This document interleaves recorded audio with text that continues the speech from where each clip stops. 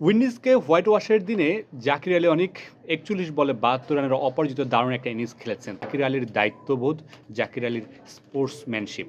প্রথমত শামীম পাটোয়ারির সাথে যে রান আউটটা হয়েছে সেখানে কিন্তু তিনি মাঠ ছেড়ে চলে গিয়েছিলেন। তিনি ভেবেছিলেন যে তিনি আউট, তিনি আসলে সেখানে ওয়েট করেনি দেখার জন্য। তিনি চলে গিয়েছিলেন শামীম পাটোয়ারি ব্যাট করার জন্য, তিনি তার জায়গাটা ছেড়ে দিয়েছিলেন। কিন্তু পরবর্তীতে তাকে কিন্তু আবার মাঠে ফেরানো হয়েছিল। তারপর তিনি কিন্তু ব্যাটিংয়ে ঝড়টা তুলেছিলেন এবং সেই সাথে যখন রিশাদের সাথে একটা জুটি গড়েছেন, সেই জায়গাতেও কিন্তু রিশাদকে তিনি না খেলিয়ে সবগুলো বল তিনি খেলার চেষ্টা করেছেন এবং খেলেছেন। মানে যে এই যে দায়িত্ব নেয়া, তিনি যে ব্যাটিংয়ে আছেন সেট হয়ে, সেট ব্যাটসম্যান, তার ব্যাটে রান আসছে, সেই জায়গা থেকে নিজের দায়িত্ব নেয়া। ফিল্ডিংয়ের সময় উইন্ডিজের একজন আ ফিল্ডার ম্যাককয়, তিনি হচ্ছে ব্যথা পান জাকির আলীর একটি শটে। জাকিরের সেখানে সুযোগ ছিল রান নেয়ার।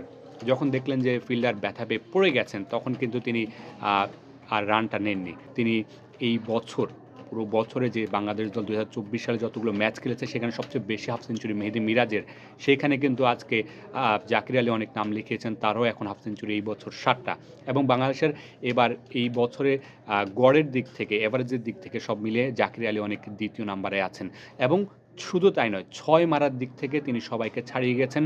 সর্বোচ্চ ৬ এক বছরে বাংলাদেশের হয়ে, সেটাও জাকির আলী অনেকের। জাকির আলী অনেক উঠছেন, বাংলাদেশ দলকে উড়াচ্ছেন এবং সামনেও উড়াতে থাকবেন নিশ্চয়ই।